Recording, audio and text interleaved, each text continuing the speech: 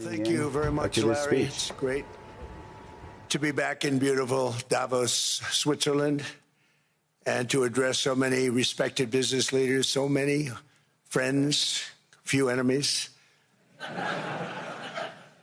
and all of the distinguished guests. It's a who's who, I will say that. I've come to this year's World Economic Forum with truly phenomenal news from America. Yesterday marked the one-year anniversary of my inauguration, and today, after 12 months back in the White House, our economy is booming, growth is exploding, productivity is surging, investment is soaring, incomes are rising, inflation has been defeated, our previously open and dangerous border is closed and virtually impenetrable.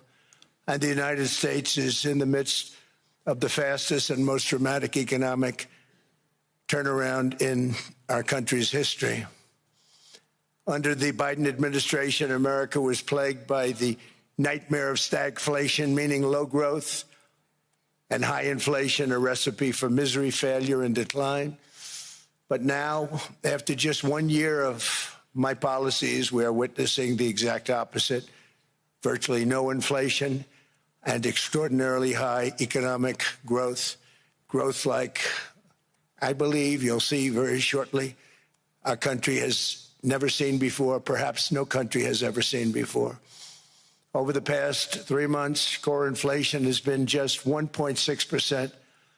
Meanwhile, fourth quarter growth is projected to be 5.4%, far greater than anybody other than myself and a few others had predicted. Since the election, the stock market has set 52 all-time high records. So that's in 1 year, 52 records, adding $9 trillion in value to retirement accounts, 401ks, and people's savings. People are doing very well. They're very happy with me. Since my inauguration, we've lifted more than 1.2 million people off of food stamps, and after 4 years, in which Biden secured less than $1 trillion of new investment in our country. Think of that, $1 trillion, substantially less than that. In 4 years, we've secured commitments for a record-breaking $18 trillion, and we think when the final numbers come out, they'll be closer to $20 trillion of investment. That's never been done by any country at any time, not even close. Just over 1 year ago, under the radical left Democrats, we were a dead country. Now we are the hottest country anywhere in the world.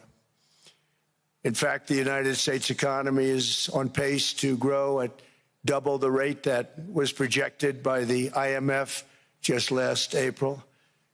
And with my growth and tariff policies, it should be much higher. I really believe we can be much higher than that. And this is all great news, and it's great for all nations. The USA is the economic engine on the planet, and when America booms, the entire world booms. It's been the history. When it goes bad, it goes bad. You all follow us down, and you follow us up, and we're at a point that I don't believe we've ever been. I never thought we could do it this quickly. My biggest surprise is I thought it would take more than a year. Maybe like a year and 1 month. But it's happened very quickly. This afternoon, I want to discuss how we have achieved this economic miracle, how we intend to raise living standards for our citizens to levels never seen before, and perhaps how you too and the places where you come from can do much better by following what we're doing, because certain places in Europe are not even recognizable, frankly, anymore. They're not recognizable. We can argue, but there's no argument.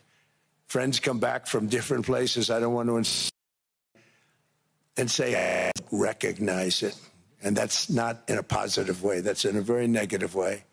And I want to see Europe go good, but it's not heading in the right direction. In recent decades, it became conventional wisdom in Washington and European capitals that the only way to grow a modern Western economy was through ever-increasing government spending, unchecked mass migration, and endless foreign imports. The consensus was that so-called dirty jobs and heavy industry should be sent elsewhere, that affordable energy should be replaced by the Green New Scam, and that countries could be propped up by importing new and entirely different populations from faraway lands.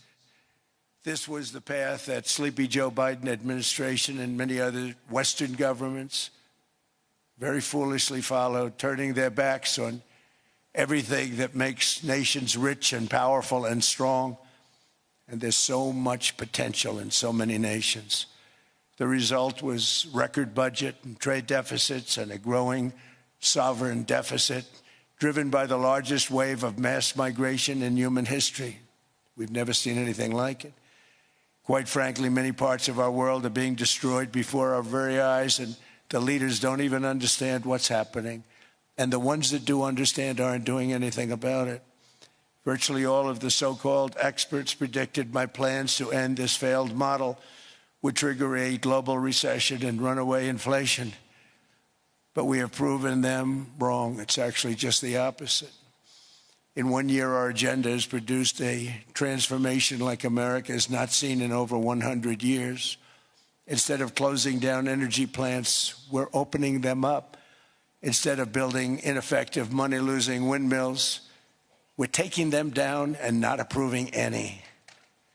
Instead of empowering bureaucrats, we're firing them, and they're going out and getting jobs in the private sector for 2 and 3 times what they were making in government. So they started off hating me when we fired them, and now they love me. Instead of raising taxes on domestic producers, we're lowering them and raising tariffs on foreign nations to pay for the damage that they've caused. In 12 months, we have removed over 270,000 bureaucrats from the federal payrolls, the largest single-year reduction in government employment since the end of World War II. Nobody thought that was coming, but we had no choice. To make a country great, you can't have all federal jobs.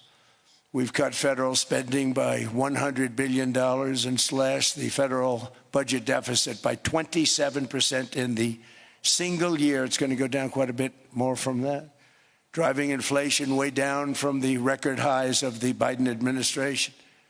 Every month, they went up and up and up. I promised to cut 10 old regulations for every single new regulation, but instead I've cut, actually, till this point, 129 regulations for every 1 new regulation approved. So every time they come in with a new regulation, we do at least 10, but so far it's averaging out to 129, if you can believe it. In July, we passed the largest tax cuts in American history, including no tax on tips, no tax on overtime, no tax on Social Security for our great seniors. We also provided 100% expensing, that's the one they like, and bonus depreciation for all new equipment and capital investments to help companies expand and shift production to America. They are so in love with that. They build a plant, they're able to deduct it immediately, the whole thing, rather than waiting 38 to 41 years in the old days. This is a miracle taking place. Nobody thought it would ever be done by any country, but it's done by us. It was what made my first term the most successful 4-year term that we've ever had from a financial standpoint. And now we've upped it. This is a 10-year program, not a 1-year program. But you're allowed to deduct everything in 1 year. It used to be 38 to 41 years. With tariffs, we've radically reduced our ballooning trade deficit, which was the largest in world history. We were losing more than $1 trillion every single year, and it was just wasted. It was going to waste. But in 1 year, I slashed our monthly trade deficit by a staggering 77%, and all of this with no inflation, something everyone said could not be done. There were a couple of brilliant people that actually thought I was doing the right thing. I thought I was doing the right thing. Now they all think I'm doing the right thing because they can't believe the numbers. American exports are now up by more than $150 billion. Domestic steel production is up by 300,000 tons a month, and it's doubling over the next 4 months. It's doubling and tripling, and we have steel plants being built all over the country. Nobody thought they'd see that. Factory construction is up by 41%, and that number is really going to skyrocket right now because that's during a process that they're putting in to get their approvals, and we've given very, very quick, fast approvals. In the process, we've made historic trade deals with partners covering 40% of all U.S. trade. Some of the greatest companies and countries in the world. We have countries as our partner, too. The European nations, Japan, South Korea. They're our partners. They've gone into massive deals with us, especially on oil and gas. And these agreements raise growth and cause stock markets to boom, not only in the U.S., but virtually every country that came to make a deal, because, as you've learned, when the United States goes up, you follow. It's really become a staple. In America, I've stopped the nation-wrecking energy policies that drive up prices while sending jobs and factories to the world's worst polluters. They are indeed polluters. Under sleepy Joe Biden, new domestic oil and gas leases fell by 95%. Think of that. And they wonder, why was gasoline going up so fast? The gasoline actually topped $5 a gallon, and some places $7 a gallon, and more than 100 major power plants were violently shut down by incompetent people that had no idea what the hell they were doing. Under my leadership, U.S. natural gas production is at an all-time high by far. U.S. oil production is up by 730,000 barrels a day, and last week we picked up 50 million barrels from Venezuela alone. Venezuela has been an amazing place for so many years, but then they went bad with their policies. 20 years ago, it was a great country, and now it's got problems, but we're helping them. And those 50 million barrels, we're going to be splitting up with them, and they'll be making more money than they've made in a long time. Venezuela is going to do fantastically well. We appreciate all of the cooperation we've been giving. We've been given great cooperation. Once the attack ended, and they said, let's make a deal. More people should do that. But Venezuela is going to make more money in the next 6 months than they've made in the last 20 years. Every major oil company is coming in with us. It's amazing. It's a beautiful thing to see. The leadership of the country has been very good. They've been very, very smart. The price of gasoline is now below $2.50 a gallon in many states, $2.30 a gallon in most states. Then we'll soon be averaging less than $2 a gallon. In many places, it's already down even lower, $1.95 a gallon. Numerous states are at $1.99, numbers that nobody has heard for years.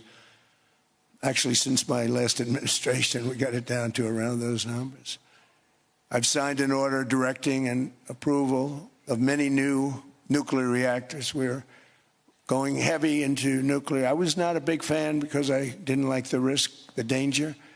But they have the progress they've made with nuclear is unbelievable, and the safety progress they've made is incredible. We're very much into the world of nuclear energy, and we can have it now at good prices and very, very safe. And we're leading the world in AI by a lot. We're leading China by a lot. I think President Xi respects what we've done, in part because I've allowed these big companies building these massive buildings to build their own electric capacity. They're building their own power plants, which, when added up, is more than any country anywhere in the world is doing. I read recently an article in the Wall Street Journal that China's creating so much energy, and they are. I got to hand it to them. But we're creating as much or more, and we're letting them do that. I'm very proud of it. It was my idea. I said, you can't create this much energy. We needed more than double the energy currently in the country just to take care of the AI plants. And I said, we can't do that. We have an old grid system. And I came up with the idea, you know, you people are brilliant, you have a lot of money. Let's see what you can do. You can build your own electric generating plants. And they looked at me, they didn't believe me. All of the names that are, I think, in the room right now, if you want to know the truth, they didn't believe it. And I said, no, you can't. They came back 2 weeks and they didn't have the plant. They said, we thought you were kidding. I said, no, not only am I not kidding, you're going to have your approvals within 2 weeks. I always say nuclear will take 3 weeks. But most aren't going that. They're going oil and gas. They're even going coal in some cases. Because of my landslide election victory, the United States avoided the catastrophic energy collapse which befell every European nation that pursued the Green New Scam, perhaps the greatest hoax in history. The Green New Scam, windmills all over the place, destroy your land, destroy your land. Every time that goes around, you lose $1,000. You're supposed to make money with energy, not lose money. Here in Europe, we've seen the fate that the radical left tried to impose on America. They tried very hard. Germany now generates 22% less electricity than it did in 2017. And it's not the current chancellor's fault. He's solving the problem. He's going to do a great job. But what they did before he got there, I guess that's why he got there. And electricity prices are 64% higher. The United Kingdom produces just 1/3 of the total energy from all sources that it did in 1999. Think of that, 1/3. And they're sitting on top of the North Sea, one of the greatest reserves anywhere in the world, but they don't use it. And that's one reason why their energy has reached catastrophically low levels with equally high prices. High prices, very low levels. Think of that, 1/3.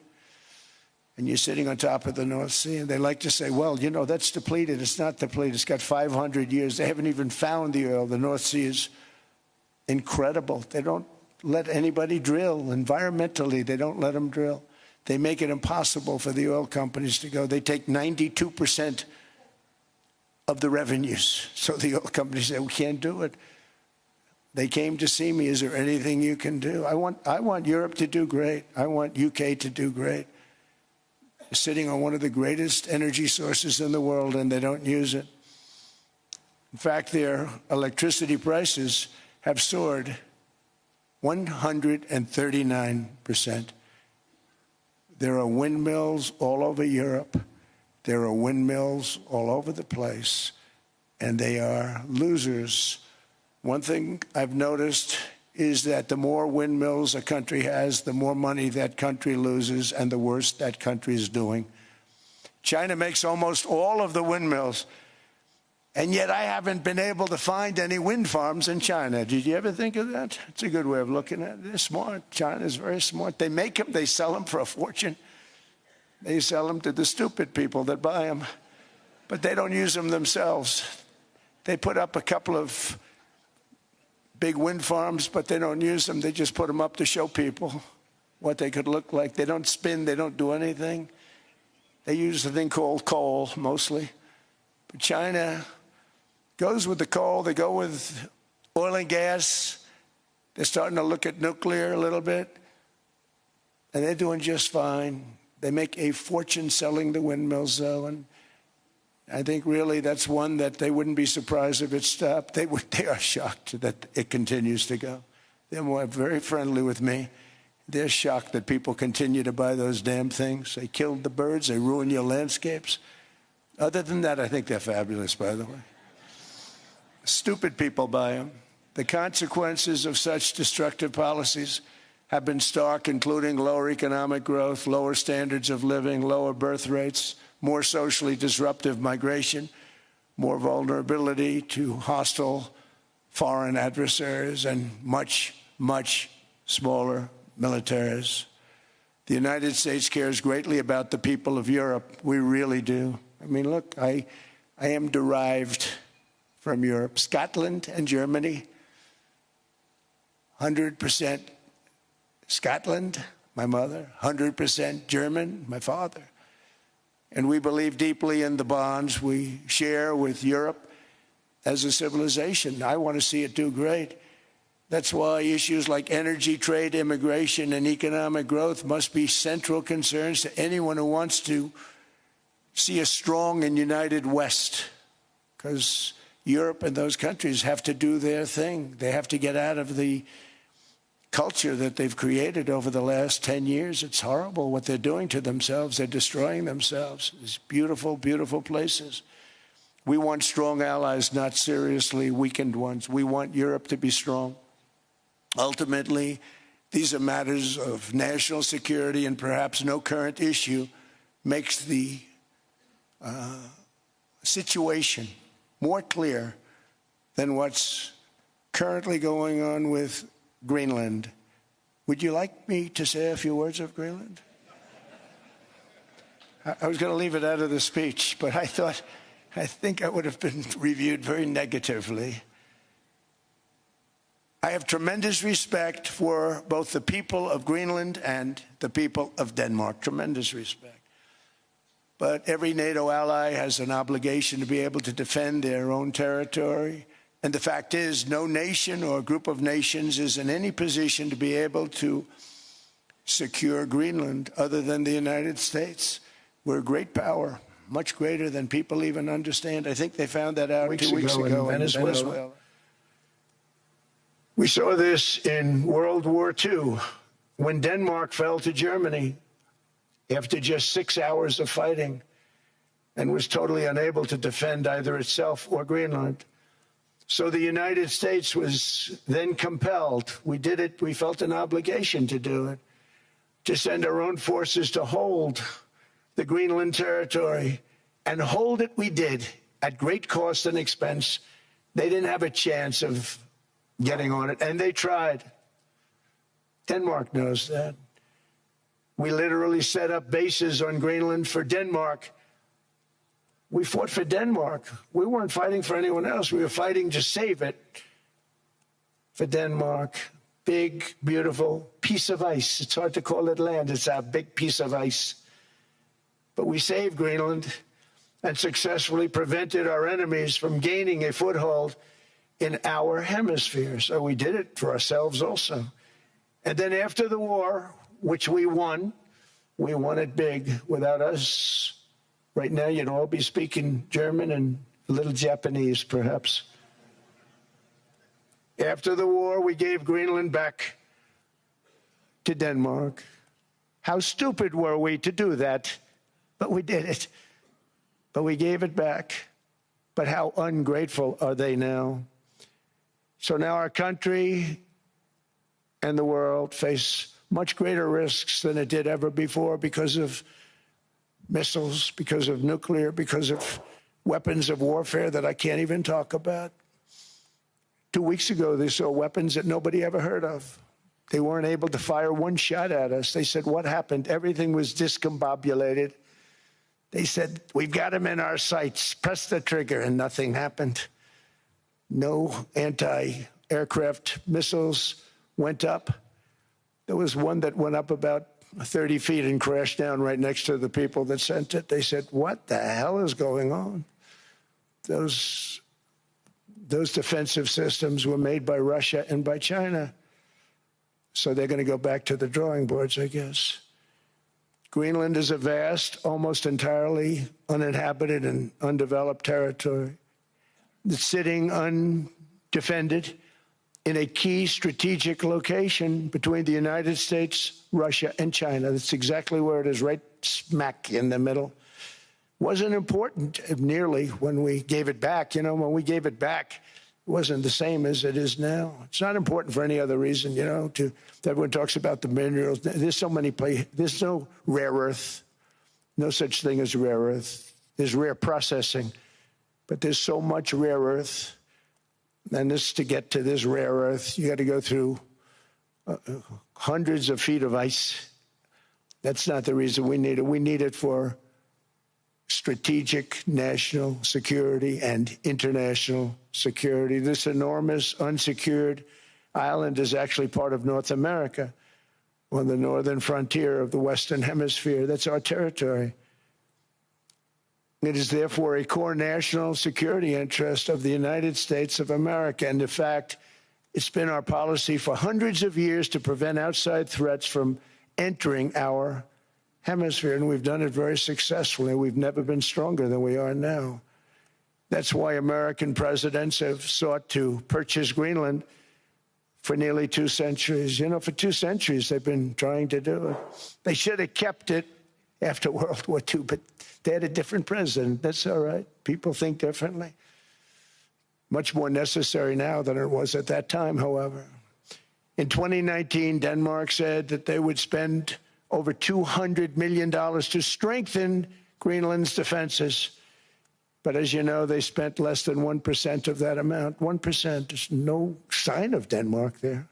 And I say that with great respect for Denmark, whose people I love, whose leaders are very good.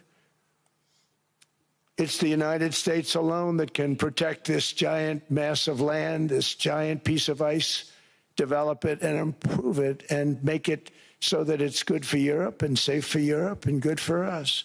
And that's the reason I'm seeking immediate negotiations to once again discuss the acquisition of Greenland by the United States, just as we have acquired many other territories throughout our history, as many of the European nations have. They've acquired. There's nothing wrong with it.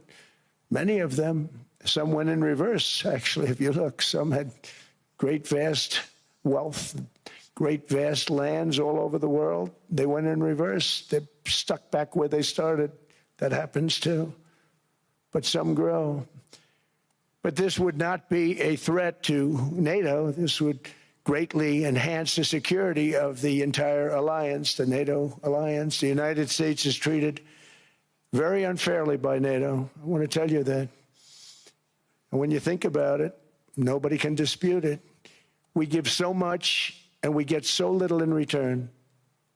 And I've been a critic of NATO for many years. And yet I've done more to help NATO than any other president by far, than any other person. You wouldn't have NATO if I didn't get involved in my first term. The war with Ukraine is an example. We are thousands of miles away, separated by a giant ocean. It's a war that should have never started, and it wouldn't have started if the 2020 U.S. presidential election weren't rigged. It was a rigged election. Everybody now knows that. They found out. People will soon be prosecuted for what they did. It's probably breaking news, but it should be. It was a rigged election. You can't have rigged elections. You need strong borders, strong elections, and ideally a good press. I always say it. Strong borders, strong elections, free, fair elections, and a fair media. The media is terrible. It's very crooked. It's very biased, terrible. But someday it'll straighten out because it's losing all credibility. Think of it. When I went in a landslide, a giant landslide, won all 7 swing states, won the popular vote, won everything, and I only get negative press. That means that it has no credibility. And if they're going to get credibility, they're going to have to be fair. So you need a fair press. But you also need those other elements. And I inherited a terrible, terrible situation.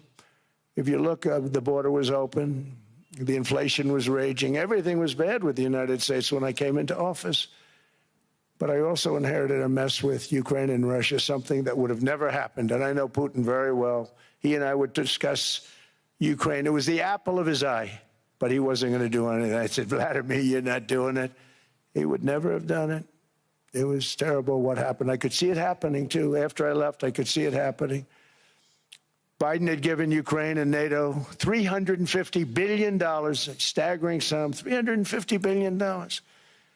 I came in, and just like the southern border, just like inflation, just like our economy, I said, wow, this place is in trouble, meaning our country. All of these things were out of control. But the border was out of control. We fixed it with the strongest border anywhere in the world. And I've now been working on this war for 1 year, during which time I settled 8 other wars. India, Pakistan. I settled other wars that were Vladimir Putin called me, Armenia, Azerbaijan, He said, I can't believe you settled that one. They were going on for 35 years. I settled it in one day. And President Putin called me. He said, you know, I can't believe I've worked on that war for 10 years trying to settle it. I couldn't do it. I said, do me a favor, focus on settling your war. Don't worry about that one. What does the United States get out of all of this work, all of this money, other than death, destruction, and massive amounts of cash going to people who don't appreciate what we do? They don't appreciate what we do. I'm talking about NATO. I'm talking about Europe. They have to work on Ukraine. We don't. The United States is very far away. We have a big, beautiful ocean separating us. We have nothing to do with it. Until I came along, NATO was only supposed to pay 2% of GDP, but they weren't paying. Most of the countries weren't paying anything. The United States was paying for virtually 100% of NATO. And I got that stopped. I said, that's not fair. But then, more importantly, I got NATO to pay 5%, and now they were paying, and now they are paying. So something nobody said was possible. They said, we will never go up higher than 2%. But they went to 5%, and now they're paying the 5. They didn't pay the 2, and now they're paying the 5. And they're stronger for it, and they have an excellent, by the way, Secretary General, who's possibly in the room. Mark, are you here? Yes, he's here. Hello, Mark. We never asked for anything, and we never got anything. We probably won't get anything unless I decide to use excessive strength and force where we would be, frankly, unstoppable. But I won't do that. Okay? Now everyone's saying, oh, good. That's probably the biggest statement I made, because people thought I would use force. I don't have to use force. I don't want to use force. I won't use force. All the United States is asking for is a place called Greenland, where we already had it as a trustee, but respectfully returned it back to Denmark not long ago after we defeated the Germans, the Japanese, the Italians, and others in World War II. We gave it back to them. We were a powerful force then, but we are a much more powerful force now, after I rebuilt the military in my first term and continue to do so today. We have a budget of $1.5 trillion. We're bringing back battleships.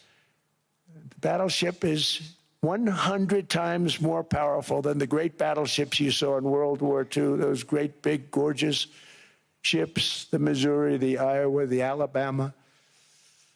Because I thought maybe we could take them out of mothballs. They said, no, sir, these ships are 100, think of that, 100 times more powerful than those big, magnificent pieces of art that you saw so many times ago, that you still see on television. You say, wow, what a force. 100 times, each ship 100 times more powerful than the big battleships of the past. So that was the end of the mothball story.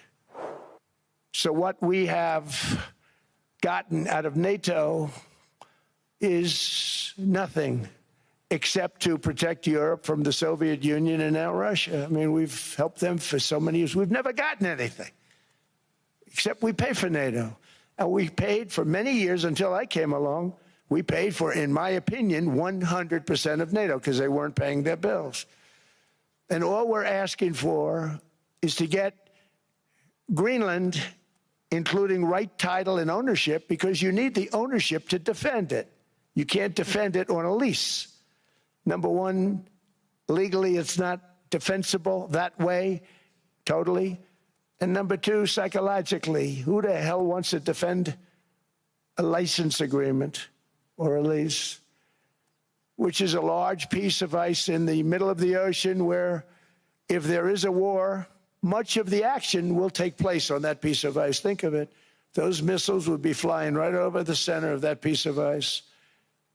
All we want from Denmark for national and international security and to keep our very energetic and dangerous potential enemies at bay is this land on which we're going to build the greatest golden dome ever built. We're building a golden dome that's going to, just by its very nature, going to be defending Canada. Canada gets a lot of freebies from us, by the way. They should be grateful also, but they're not. I watched your Prime Minister yesterday. He wasn't so grateful. But they should be grateful to us. Canada lives because of the United States. Remember that, Mark, the next time you make your statements. What we did for Israel was amazing, but that's nothing compared to what we have planned for the United States, Canada, and the rest of the world. We are going to build a dome like no other. We did it for Israel. And by the way, I told Bibi, stop taking credit for the dome. That's our technology. That's our stuff. But they had a lot of courage, and they were good fighters, and they did a good job, and we wiped out the Iran nuclear threat like nobody can believe. Nobody's ever seen anything like it. That, Venezuela, taking down Soleimani, wiping out al-Baghdadi when he tried to reinstitute ISIS. We did a lot. I did a lot of big things, all perfectly executed. Everyone was perfectly executed. Somebody told me that, a military expert told me, sir, everything you've done has been perfectly executed. I said, I know. So other presidents have spent, whether foolishly or not, trillions and trillions of dollars on NATO and gotten absolutely nothing in return. We've never asked for anything. It's always a one-way street. Now they want us to help them with Ukraine. And we say, we're going to. I'm really helping, not even them. I want to see, last week, if you saw, it was 10,000 soldiers, but last month it was 31,000 soldiers died. 31,000. That's this room times, the number of people in this room times 30. Think of it. 30,000 soldiers died in 1 month. The month before it was 27,000. The month before that it was 28,000. The month before that it was 25,000. It's a bloodbath over there. And that's what I want to stop. It doesn't help the United States, but these are souls. These are young people, look like you, look like some of you right in the front row. They go to war. Their parents are so proud. Oh, there he goes, comes back. 2 weeks later, they get a call, your son's head's been blown off. I want to stop it. It's a horrible war. It's the worst since World War II. They keep going. They'll exceed World War II. The numbers are staggering, how many people they've lost. They don't want to talk about it. Ukraine and Russia lost just tremendous amounts. And I'm dealing with President Putin, and he wants to make a deal, I believe. I'm dealing with President Zelensky, and I think he wants to make a deal. I'm meeting him today. He might be in the audience right now. But they got to get that war stopped because too many people are dying, needlessly dying. Too many souls are being lost. It's the only reason I'm interested in doing it. But in doing it, I'm helping Europe, I'm helping NATO, and I've until the last few days when I told them about Iceland, they loved me. They called me daddy, right, the last time. A very smart man said, he's our daddy. He's running it. I was like running it. I went from running it to being a terrible human being. But now what I'm asking for is a piece of ice, cold and poorly located, that can play a vital role in world peace and world protection. It's a very small ask compared to what we have given them for many, many decades. But the problem with NATO is that we'll be there for them 100%. But I'm not sure that they'd be there for us if we gave them the call. Gentlemen, we are being attacked. We're under attack by such and such a nation. I know them all very well. I'm not sure that they'd be there. I know we'd be there for them. I don't know that they'd be there for us. So with all of the money we expend, with all of the blood, sweat, and tears, I don't know that they'd be there for us. They're not there for us on Iceland, that I can tell you. I mean, our stock market took the first dip yesterday because of Iceland. So Iceland's already cost us a lot of money. But that dip is peanuts compared to what it's gone up. And we have an unbelievable future in that stock. That stock market is going to be doubled. We're going to hit 50,000, and that stock market's going to double in a relatively short period of time. because of everything that's happening. But this is a good example. After giving NATO and European nations trillions and trillions of dollars in defense, they buy our weapons. We make the greatest weapons in the world, but now we're going to make them faster, much faster. You saw that. I put a cap on the salaries, and I put no buybacks, no stock buybacks, no various other things that they were doing. I mean, they were making $50 million, but it would take them 3 years to give you a Patriot missile. I said, that's not good. My chauffeur can do a better job than that, and he makes slightly less than 50. They make big salaries. If they're going to make those big salaries, they're going to have to produce a lot faster. The good news is we have the greatest equipment in the world. Now we're going to start making it a lot faster. They're going to build additional plants. And all of the money that goes into stock buybacks is going to go into building plants. We're not allowing stock buybacks by defense companies any longer. They're going to build new plants to make Tomahawks, Patriots. We have the best equipment, F-35s, F-47, the new one just coming out. They say it's the most devastating plane, fighter jet ever. Who knows? They called it 47. If I don't like it, I'm going to take the 47 off it. I wonder why they called it 47. We'll have to think about that. But if I don't like it, I'm going to take that 47 off. But it's supposed to be the Stage 6. It's supposed to be the first Stage 6 plane, undetectable, like our B-2 bombers were undetectable. They flew right over Iran. They were undetectable. And they did their job, and they got the hell out of there. So we want a piece of ice for world protection, and they won't give it. We've never asked for anything else, and we could have kept that piece of land, and we didn't. So they have a choice. You can say yes, and we will be very appreciative, or you can say no, and we will remember. A strong and secure America means a strong NATO, and that's one reason why I'm working every day to ensure our military is very powerful, our borders are very strong, and above all, our economy is strong because national security requires economic security and economic prosperity, and we have the greatest that we've ever had. Biden and his allies destroyed our economy and gave us perhaps the worst inflation in American history. They say 48 years, I say forever, but I think 48 years is the equivalent to forever. Whether it's 48 years or ever, it's terrible, costing the typical family $33,000. What they did to this country should never, ever be forgotten. It's early, but he has to be rated as the worst president we've ever had by far. The auto pen did much of the damage.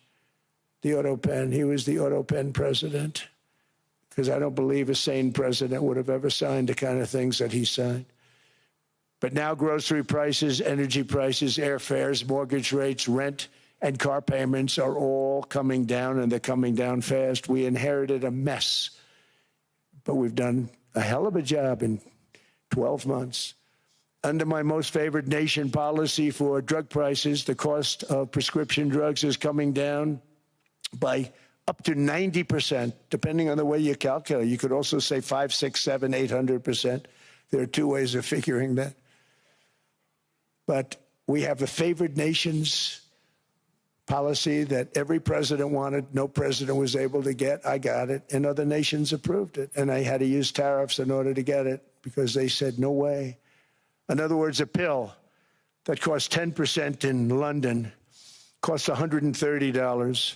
Think it costs $10 in London, costs $130 in New York or in Los Angeles. And I'd say, boy, that's bad. Friends of mine would say, you know, we go to London, you can buy the stuff for nothing. We go all over the world, we can buy it for nothing. Because basically America was subsidizing every nation in the world because presidents allowed them to get away with it. It became very tough. So when I called up Emmanuel Macron, I watched him yesterday with those beautiful sunglasses. What the hell happened? But I watched him sort of be tough. But he was at $10 for a pill, And I said, Emmanuel, and I have all the big pharmaceutical companies are in total agreement. It wasn't easy, by the way. They're tough, smart. They've been getting away with the scam for a long time. But they gave it up. But they said, you'll never get the countries to approve it. I said, why is that? Because they won't. They always said, we're not paying any more. Get the rest for the United States. So over the years, they stayed the same. We just went up, up, up. And I mean, we would pay 13, 14, 15 times more than certain countries would. So I said, no, they'll approve it 100%. Sir, you'll never get them to approve it. I said, I guarantee you. But I actually started with Emmanuel, who probably is in the room too. And I like him. I actually like him. Hard to believe, isn't it? And I said, Emmanuel, you're going to have to lift the price of that pill to $20, maybe $30. Think of that. That means it's a doubling of prescription drugs. Might be a tripling, might be a quadrupling. It's not easy. No, no, no, Donald, I will not do that. I said, yes, you will, 100%. He said, no, no, no. You're asking me to double.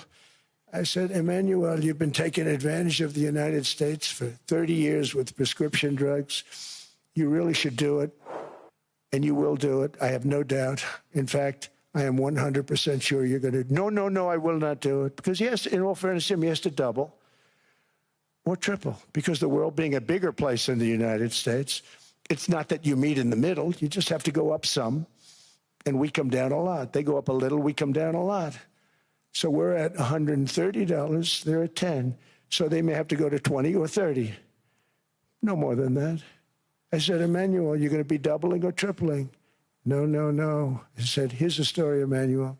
The answer is you're going to do it. You're going to do it fast. And if you don't, I'm putting a 25% tariff on everything that you sell into the United States and a 100% tariff on your wines and champagnes. And that's about 10 times more than what I'm requesting. And you're going to do it. I don't want to go public with it, but you may make me do that. No, no, Donald, I will do it. I will do it. It took me, on average, 3 minutes a country, saying the same thing. You will do it. They all said, no, no, no, I will not do it. You're asking me to double the cost of prescription. I said, that's right, because you've been screwing us for 30 years. And they said, we will not do it. I said, that's all right. On Monday morning, we're putting a 25, 30, 50. I gave different numbers for different countries. This is also national security we're talking about. Not fair. We're not going to subsidize the whole world. And every one of those countries have agreed to do it. So one of the biggest things that I've done is the fact that we have now most favored nation. We will pay whatever the lowest price is in the entire world. So our drug prices are going to be coming down by staggering 90%. Again, you could say 1,000%, 2,000%. Depends on the way you want to figure it, but we'll go with the way the fake news likes it better because it sounds, can you imagine a 90% reduction sounds much worse. But drug prices are going to be coming down tremendously in all the nations, and I appreciate them doing it, but they did it. In all fairness, without tariffs, I wouldn't have been able to get it done. After declining $3,000 under Biden, real incomes are up in the United States by $2,000, $3,000, and even $5,000 and more. Home ownership has always been a symbol of health and vigor of American society, but that goal fell out of reach for millions and millions of people in the Biden era because interest rates went up so high. Today, I'm taking action to bring back this bedrock of the American dream. In recent years, Wall Street giants and institutional investment firms, many of you are here, many of you are good friends of mine, many of you are supporters. Sorry to do this to you, I'm so sorry. But you've driven up housing prices by purchasing hundreds of thousands of single-family homes, and it's been a great investment for them.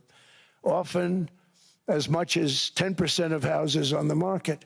You know, the crazy thing is a person can't get depreciation on a house, but when a corporation buys it, they get depreciation. Okay, that's something we're going to have to think about, too. I don't know if too many people think about that.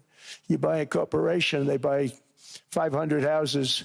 They buy hundreds of thousands. They buy 500 houses. They can take depreciation. A person sweats and works and buys one house they can't. But homes are built for people, not for corporations, and America will not become a nation of renters. We're not going to do that. That's why I have signed an executive order banning large institutional investors from buying single-family homes. It's just not fair to the public. They're not able to buy a house. And I'm calling on Congress to pass that ban into permanent law, and I think they will. One of the biggest barriers to saving for a down payment has been surging credit card debt. The profit margin for credit card companies now exceeds 50%, one of the biggest. And they charge Americans interest rates of 28%, 30%, 31%, 32%. Whatever happened to usury? So to help our citizens recover from the Biden disaster, all caused by this horrible precedent, I'm asking Congress to cap credit card interest rates at 10% for 1 year. And this will help millions of Americans save for a home. They have no idea they're paying 28%. They go out there a little late in their payment and they end up losing their house. It's terrible. To unleash innovation in savings and financing, I'm also working to ensure America remains the crypto capital of the world. And to that end, last year, I signed the landmark Genius Act into law. Now Congress is working very hard on crypto market structure legislation, Bitcoin, all of them, which I hope to sign very soon, unlocking new pathways for Americans to reach financial freedom. And I did it for two reasons. Number one, I thought it was politically good, and it was. I got tremendous political support. But more importantly, China wanted that market too. It's just like they want the AI. And we've got that market, I think, pretty well locked up. If I didn't do it, Biden was totally against it until before the election when they realized that, there were millions of people voting against him over crypto. And all of a sudden, they loved it very much, but it was too late. They blew it. But it is politically popular, but it's much more importantly, we have to make it so that China doesn't get the hold of it. And once they have that hold, we're not going to be able to get it back. So I'm honored to have done it. Finally, I've instructed government-backed institutions to purchase up to $200 billion in mortgage bonds to bring down interest rates. And I'll be announcing a new Fed chairman in the not-too-distant future. I think he'll do a very good job. See, I gave away some of it. He did give that away. So we have something, got something, but somebody that's very respected. They're all respected. They're all great. Everyone that I interviewed is great. Everyone could do, I think, a fantastic job. Problem is they change once they get the job. They do. They're saying everything I want to hear, and then they get the job. They're locked in for 6 years. They get the job, and all of a sudden, let's raise rates a little bit. I call them, sir, we'd rather not talk about this. It's amazing how people change once they have the job. But it's too bad.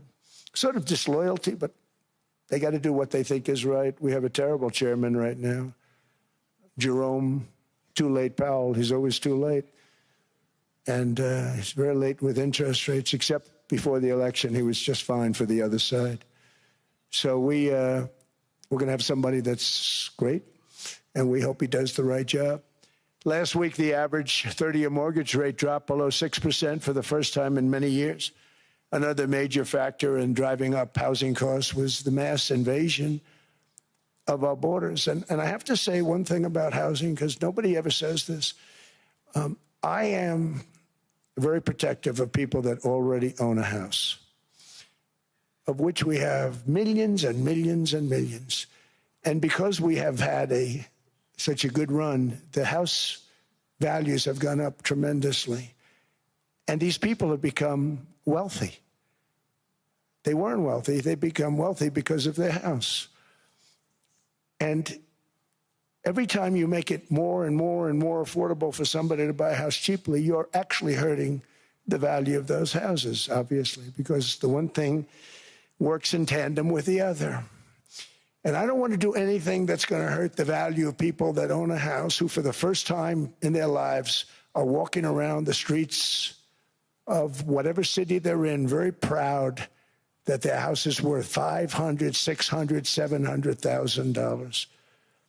Now, if I want to really crush the housing market, I could do that so fast and people could buy houses, but you would destroy a lot of people that already have houses. In some cases, they've mortgaged their house, and the mortgage would be very low. And all of a sudden, the mortgage without any changes becomes very high, and they end up losing the house. I'm not going to hurt, and I speak with Scott, who's doing a fantastic job, and Howard, who's doing a fantastic job, and all of my people. And I always say, look, you know, I can crush the hell out of the market. We can drop interest rates to a level, and that's one thing we do want to do. That's natural. That's good for everybody. You know, the dropping of the interest rates, we should be paying a much lower interest rate than we are. We should be paying the lowest interest rate of any country in the world, because without the United States, you don't have a country. I mean, I had a case with Switzerland. We happened to be in Switzerland. Maybe I'll give you a quick story. But they were paying nothing. They make beautiful watches, great watches, Rolex, all of them. They were paying nothing to the United States when they sent their product in. And we had a $41 billion deficit. $41 billion with this beautiful place. Flew over it, isn't it nice? So I said, let's put a 30% tariff on them so that we get back some of it, not all of it at all. We'd still have a deficit, big deficit. We had 41 million. That's a big deficit. And I said, let's put a tariff on. Different tariffs, different places. You're all party to them. In some cases, victims to them. But in the end, it's a fair thing. And most of you realize that. But we put a 30% tariff on Switzerland, and all hell broke loose. They were calling, I mean, like you wouldn't believe. And I know so many people from Switzerland, incredible place, incredible, brilliant place. But I didn't realize that they're only good because of us. And there's so many other examples. I mean, us, probably other places, but a majority of the money they make is because of us, because we never charged them anything. So they come in, they sell their watches, no tariffs, no nothing. They walk away, they make $41 billion on just us. So I said, no, we can't do that. So I'm going to bring it up. I still would have a deficit pretty substantial, but I brought it up to 30%. And I guess Prime Minister, I don't think President, I think Prime Minister called a woman, and she was very repetitive. She said, no, no, no, you cannot do that, 30%. You cannot do that. We are a small, small country. I said, yeah, but you have a big, big deficit. You may be small, but you have a bigger deficit than big countries. He said, no, no, no, please, you cannot do it. Kept saying the same thing over and over. We are a small country. I said, but you're a big country in terms of... And she just rubbed me the wrong way, I'll be honest with you. And I said, all right, thank you, ma'am, appreciate it. Do not do this. Thank you very much, ma'am. And I made it 39%. And then all hell really broke out. And I was paid visits by everybody. Rolex came to see me. They all came to see me. But I realized, and I reduced it, because I don't want to hurt people. I don't want to hurt them. And we brought it down to a, lower level. Doesn't mean it's not going up. But we brought it down to a lower level. But they pay now, tariff. But I realized that we have many places like that where they're making a fortune because of the United States. Without the United States, they wouldn't be making anything. Think of it. Switzerland made $41 billion on us. And as she said, it's a small place. And I realized with that, I don't know, it was so, because she was so aggressive. And I realized in that conversation that the United States is keeping the whole world afloat. Many places, I could give you 6, 7 places just in the people in this little area. I know every one of them. They're sort of, they're looking down. They don't want to see me. They don't want to stare me in the eyes. But they're taking advantage of, everybody took advantage of the United States. But I've been very fair, and I gave them a tariff, and it was fine. But I realized that without us, it's not Switzerland anymore. Without us, it's not any of the countries that are represented here. And we want to work with the countries. We want to work with them. We're not looking to destroy them. I could have said 39, 40%. I could have said I want a 70% tariff, then we make money with Switzerland. But Switzerland would have been probably destroyed, financially destroyed. I don't want to do that. But we should be paying the lowest interest rate of everybody. I hope Scott's listening to this, because we should be paying the lowest interest rate of everybody. Without us, most of the countries don't even work. And then you have the protection factor. Without our military, which is the greatest in the world by far, without our military, you have threats that you wouldn't believe.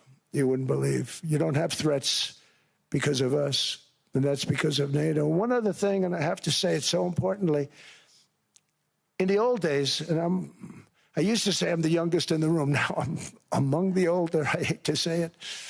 I don't feel old, but I'm among the older. But I remember not long ago, 20, 25 years ago, when good news came out about, let's say, the United States. The United States had a great quarter. The United States had a great month. All the stocks went up. And that's the way it's supposed to be. Now when they say the United States had a record quarter, it's unbelievable how well it's doing, all the stocks crash because they say, oh no, inflation, they're going to raise interest rates. And they do. Some of these stupid people like Powell, they raise interest rates. And what they do is they stop you from being successful. It used to be when we had a great quarter, a great month, great earnings, great anything, any good news, the stock market went up. That's the way it's going to be. We got to do that again because that's the way it should be. Now when we have a great month, they want to kill it. Like we did over 5%. People were surprised. We should do 20%. We could do 25%. When we announce good numbers, and the reason is they're so petrified of inflation. And growth doesn't mean inflation. We've had tremendous growth with very low inflation. In fact, growth can fight inflation, proper growth. So we want to get back to the days when we announce great numbers, because we're going to be announcing phenomenal. You know, all these factories that are being built at record, thousands of businesses are being built right now. Remember, $18 trillion is invested. I think the second number is 3, and that was China many years ago. Investments in the country from outside. 18 trillion, nobody's ever seen. And that's money coming in and building things, factories. Thousands of businesses are being built, thousands. Hundreds of big factories, car plants are moving back to the United States. They're coming in from Canada. They're coming in from Mexico, from Japan. Japan's coming in and building plants here in order to avoid tariffs. They're coming in from China. They're coming in from all over the world. We have more plants being built now, car plants, than we've ever had built, even in the heyday from the 1940s and 50s. And they're bigger. They don't use renovations anymore where they take an old plant, they rip it down, they build a brand new plant, super modern plant. But it's happening at levels that nobody's ever seen. In 2024, the U.S. built less than 2 million new homes, but Biden admitted more than 8 million new migrants. And those days are over. In 2025, for the first time in 50 years, the United States had reverse migration. Boy, that was nice. And these were criminals that were being taken out of our country because they allowed people to come into our country from jails, from gangs, drug dealers, murderers. 11,888 murderers. We've gotten most of them out. And then ICE gets beat up by stupid people from leadership in Minnesota. We actually are helping Minnesota so much, but they don't appreciate it. Most places do. You know, Washington, D.C. is the safest place now in the United States. It was a very dangerous place to walk, and now you can walk with your wife, your kids, right through the middle of the city. Right now, Washington, D.C. is as safe as it gets. It was one of the most unsafe. I had to admit, we sent in the military, the National Guard. Within 2 months, it was great. Within 3 months, it's like a really great place and a safe place and a beautiful place. It's even been cleaned up. The graffiti's gone. The fences are gone. We don't have to worry about fences anymore. All of the places, the grasses are cut. and replaced with new grass in many cases. It's all going to happen in the spring. But Washington and D.C. is beautiful again, and it's safe. New restaurants are opening up. They were all closing. Now you can't get into a restaurant. Restaurants in Washington, D.C. are all opening. Memphis also, Memphis, Tennessee, New Orleans, Louisiana. We're there for 3 weeks. We've cut the crime down by 64%. Within another month, we'll have virtually no crime there. We can do that all over. We're going to help the people in California. We want to have no crime. I know Gavin was here. I used to get along so great with Gavin when I was president. Gavin's a good guy. And we're going to, if he needed it, I would do it in a heartbeat. I'd love to see. We did help them a lot in Los Angeles, a lot with the early in my term when they had some problems. But we would love to do it. I will say this, if I were a Democrat governor or whatever, I would call up Trump. I'd say, come on in, make us look good, because we're cutting crime down to nothing. And we're taking people out, career criminals who are only going to do bad things, and we're bringing them back to their countries. But where we've done it, it's been amazing. And we have a capacity to do it at much greater levels. We're cutting illegal aliens off welfare and other government benefits, and I have directed that starting immediately, there will be no more payments to sanctuary cities, because they are really just sanctuaries for criminals. They're really protecting criminals, and those are the ones we have to get out of the country. Murderers, drug dealers, the mentally insane. They emptied their mental institutions into the United States. And despite that, we have the lowest crime numbers that we've ever had in the history of the country. Just came out. But equally importantly, we're cracking down on more than $19 billion in fraud that was stolen by Somalian bandits. Can you believe that Somalian? They turned out to be higher IQ than we thought. I always say these are low IQ people. How did they go into Minnesota and steal all that money? And we have, they're pirates. They're good pirates, right? But we shoot them out of the water just like we shoot the drug boats out. They're not pirating too many boats lately, do you notice? When they go out into those boats, they want to take over $1.5 billion tanker loaded up with oil, and they say, we're going to blow up your boat. They have powerful weapons. You hit the side of the boat, you blow the whole thing up. The insurance companies are petrified, so they say, just give them the boat. We'll give them money instead. And I don't do that. We blow them right the hell out of the water. We see them going out, we blow them out of the water. We don't have any pirates so much anymore. If we do, they won't be there long. We've cut down with the hitting of the boats that are loaded up with drugs, including submarines. Can you believe they actually buy small, they call mini subs, very fast. They're meant for drugs. We've knocked out 2 of them. The Democrats say they were fishing. You have ruined somebody's fishing weekend, I would say. A submarine is not a fishing boat. You don't fish. But we've knocked down drugs by water, the oceans, the sea, by 97.2%. Think of that. And I actually say, who the hell are the 3%? Because I would not want to be piloting one of those boats. We knocked them down, and now we're going to start on land. We're going to knock it all out. The land is the easy part. What we did on sea is incredible, and that's our great military. The situation in Minnesota reminds us that the West cannot mass import foreign cultures which have failed to ever build a successful society of their own. I mean, we're taking people from Somalia, and Somalia is a failed, it's not a nation. Got no government, got no police, got no military, got no nothing. And then we have this fake congressperson who they just reported is worth $30 million. You believe this? Ilhan Omar, talking about the Constitution that provides me. She comes from a country that's not a country, and she's telling us how to run America. Not going to get away with it much longer, let me tell you. The explosion of prosperity and conclusion and progress that built the West did not come from our tax codes. It ultimately came from our very special culture. This is the precious inheritance that America and Europe have in common. We share it. We share it, but we have to keep it strong. We have to become stronger, more successful, and more prosperous than ever. We have to defend that culture and rediscover the spirit that lifted the West from the depths of the Dark Ages to the pinnacle of human achievement. We live in an incredible, changing period. It's an unbelievable time, but we have to take advantage of the time that we're in.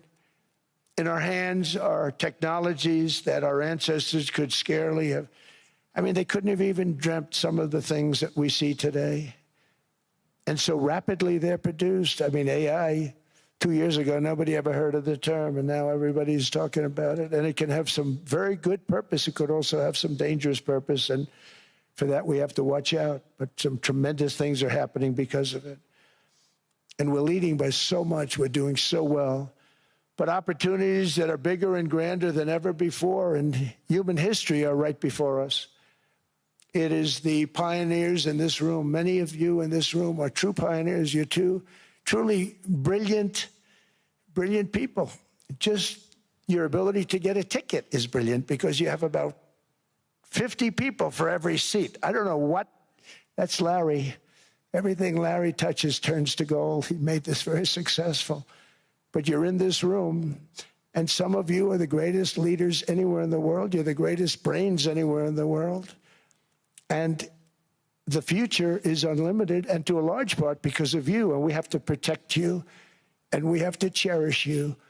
I always say we have to cherish our brilliant people because there aren't many of them.